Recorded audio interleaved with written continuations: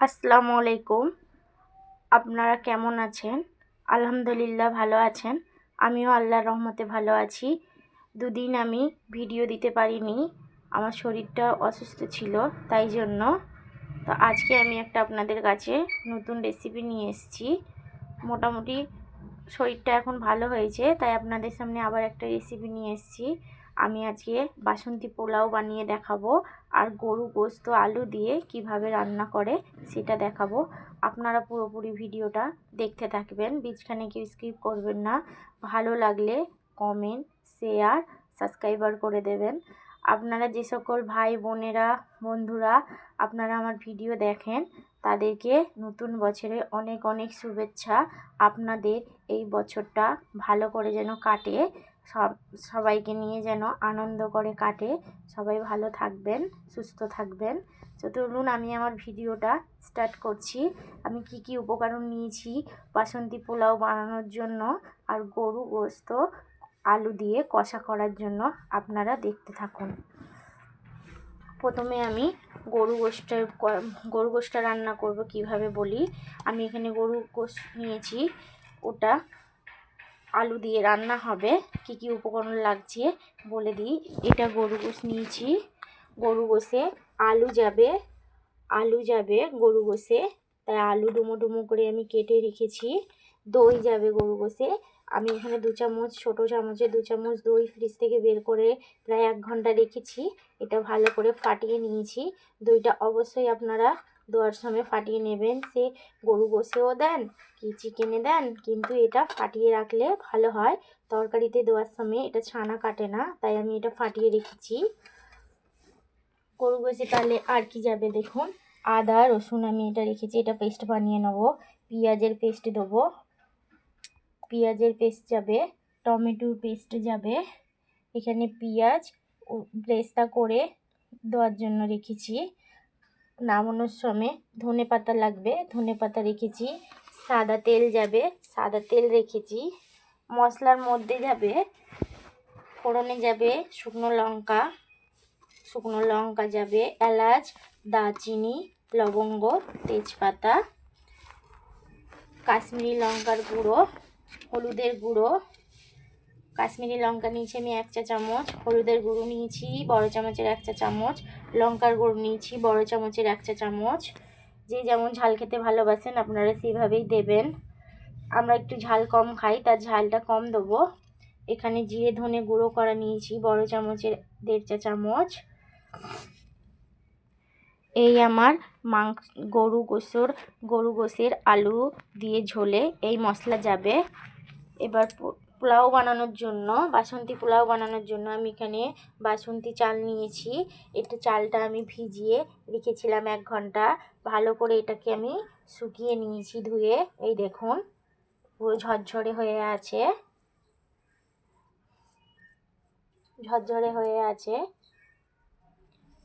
নামানোর সময় কিছুটা কালার করার জন্য আমি আলাদাভাবে এটা কালার করে রেখেছি। আপনারাও অবশ্যই রাখবেন, কেন কালার ফুড দিলে পুরো ভাতটা অনেকটা হয়ে যায়। তা আলাদাভাবে কিছুটা আমি কালার করে রেখেছি, এটা দিয়ে দেবো।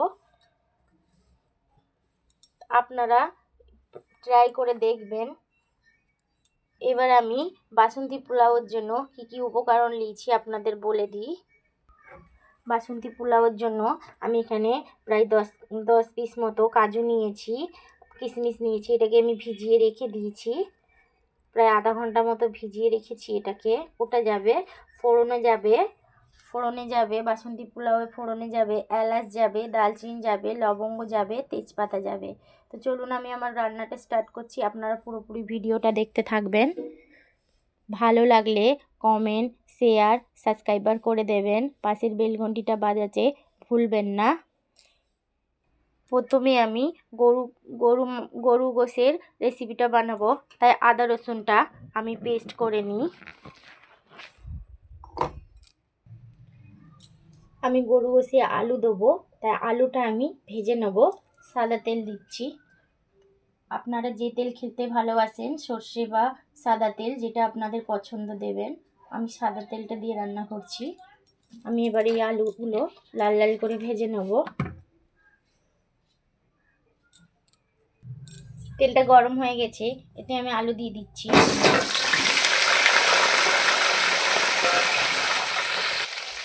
অল্প পরিমাণে হলুদ দিয়ে দেবো। এই দেখুন আমার আলুটা ভাজা হয়ে গেছে।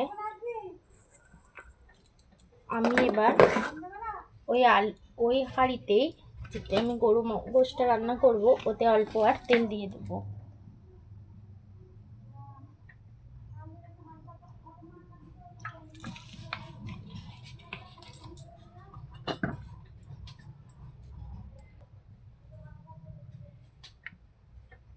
পেঁয়াজটা আমি এবার দিয়ে দেবো।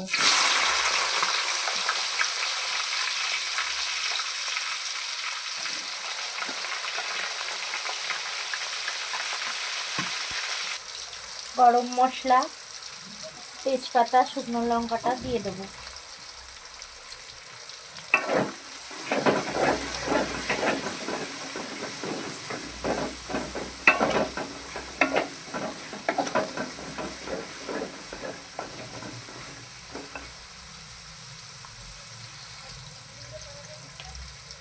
স্বাদ মতো লবণ দিয়ে দেবো।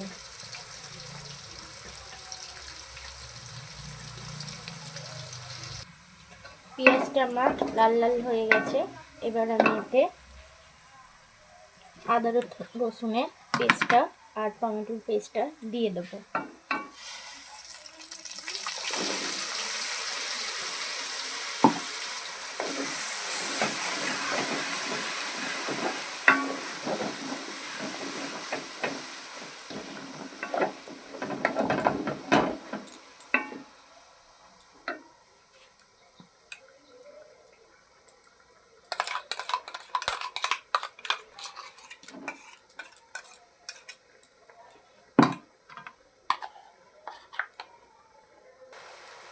এবার আমি এতে দইটা দিয়ে দেবো।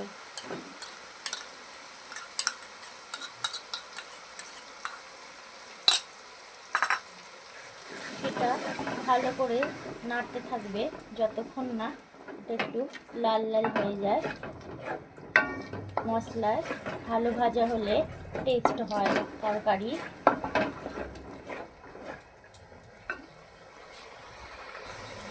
মশলা থেকে তেল ছেড়ে দিয়েছে দেখুন। এবার আমি এতে এই মশলাটা দিয়ে দেবো।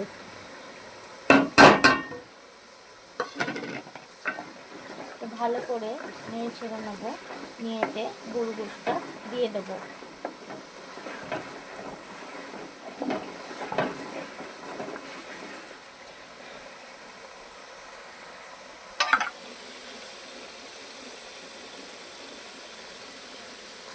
আমার মশলাটা ভালো করে ভাজা হয়ে গেছে। এবার আমি এতে গরু গোশটা দিয়ে দেবো।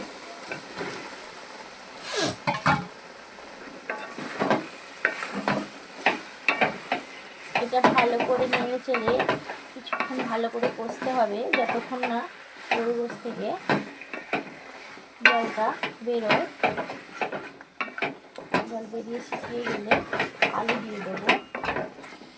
আপনারা কে কীরকম ঘরে রান্না করে খান আমাকে কমেন্ট করে জানাবেন। এই রান্নাটা করে দেখবেন। এবার আমি কিছুক্ষণ এটা ঢাকা দিয়ে রাখবো।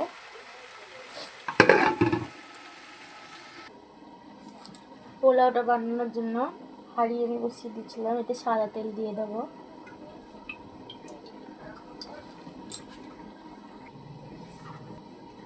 এবার আমি এতে তেজপাতা, বড় এলাচ, ছোট এলাচ, দালচিনি, লবঙ্গ দিয়ে দেবো।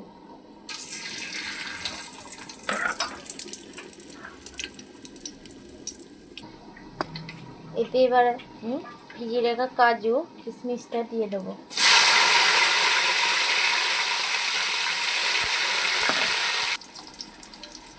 আমি এবার এতে গোবিন্দভোগ চালটা দিয়ে দেবো। এই দেখুন আমার চালটা ভাজা ভাজা হয়ে গেছে, কাজু কিশমিশটাও লাল লাল হয়ে গেছে। এই দেখুন। এবার আমি এতে পরিমাণ মতো জল দিয়ে দেবো। এবার আমি এতে স্বাদ মতো লবণ দিয়ে দেবো।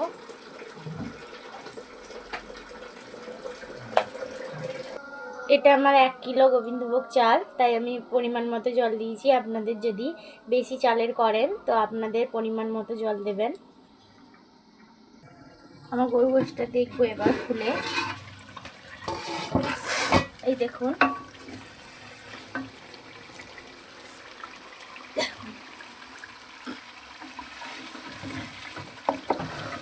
গরু গোশ থেকে তেল ছেড়ে দিয়েছে। এবার আমি এতে আলুটা দিয়ে দেবো।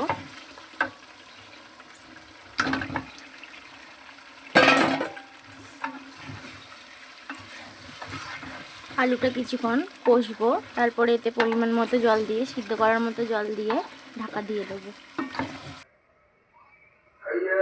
আমার গরু গোশে জল দেওয়া হয়ে গেছে, গরু গোশে জলটা দেওয়া হয়ে গেছে। এবার আমি এটা ঢাকা দিয়ে দেবো।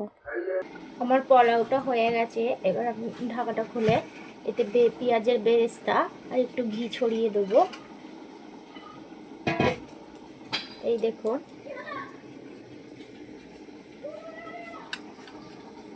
একদম একদম ঝরঝরে হয়েছে। এইভাবে এই যে দেখুন, একদম ঝরঝরে হয়েছে। দেখুন, এবার এতে আমি পেঁয়াজের বেরেস্তাটা দিয়ে দেবো।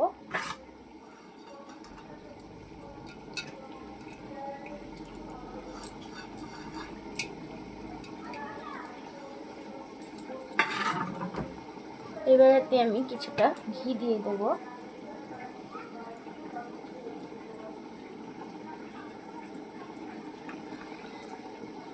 ঘি আমার দেওয়া হয়ে গেছে। এবার এতে কিছুক্ষণ ঢাকা দিয়ে রেখে দেবো, তারপরে এটা আমি নামিয়ে নেব। আমার গরু গোশটাও রান্না হয়ে গেছে। এবার ঢাকা খুলে দেখে নেব। এই দেখুন, এবার আমি এতে ধনেপাতা কুচিটা দিয়ে দেবো।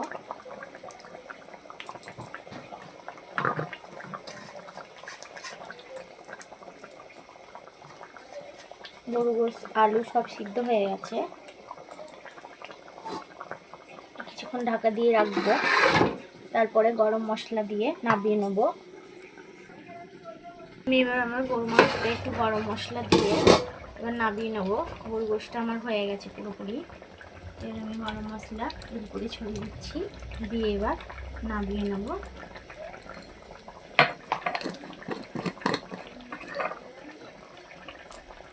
এই দেখুন, আমার গরু গোশ লাল লাল ঝোল হয়ে গেছে।